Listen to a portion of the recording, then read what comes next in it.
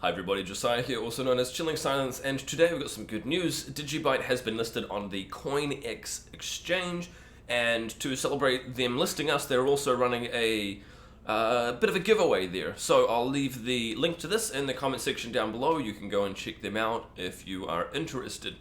Now, we've had the iOS app has gone to public release. There was a little bit of a hold up just while we waited for Apple to process the application. So that's all gone through. That's fantastic. Everybody can get that update now. It's out of test flight and into the public realm. So that's awesome news.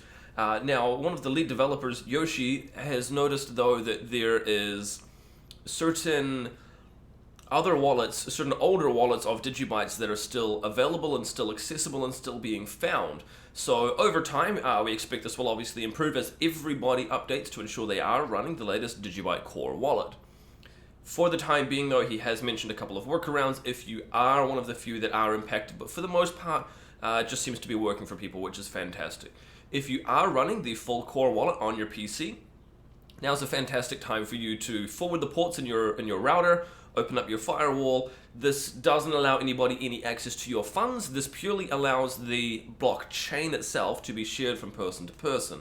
So there's no security risk by you doing that. It's completely acceptable for you to forward that. I'll put some details about the ports that you need to open down in the details below if you want to give it a whirl. I also had a really good question come through from Ollie on Twitter. He said, "Hey Josiah, I've got a request for one of your videos. Can you enlighten us what Dandelion++ is and how it presumably improves on Dandelion?" So it's a really good question, actually. What happened originally with Dandelion is the developers that created it went to the Bitcoin core community and basically said, "Hey, look, we've got this really cool protocol improvement. It's completely backwards compatible. What do you think about it?" And they came back and they offered some relatively good advice, and they said, well, what if you did this slightly differently? This would potentially improve upon the privacy security a little bit even further. And so the Dandelion team went away and they came back a little while later and said, all right, well, here is the updated protocol. This is Dandelion++. What do you think about it? And they've basically said, yeah, this is great. This is fantastic. The only problem is that the Bitcoin Core Wallet uses RBF, replaced by fee. Now this is something that is used because their blocks are full. It's not something that affects DigiByte, despite the fact that we have support for it. Now, long story short, they've said to the Dandelion developers they're going to need to further tweak it, and the Dandelion developers are basically going to make a kind of a light sort of version that plays nicer with replaced by fee.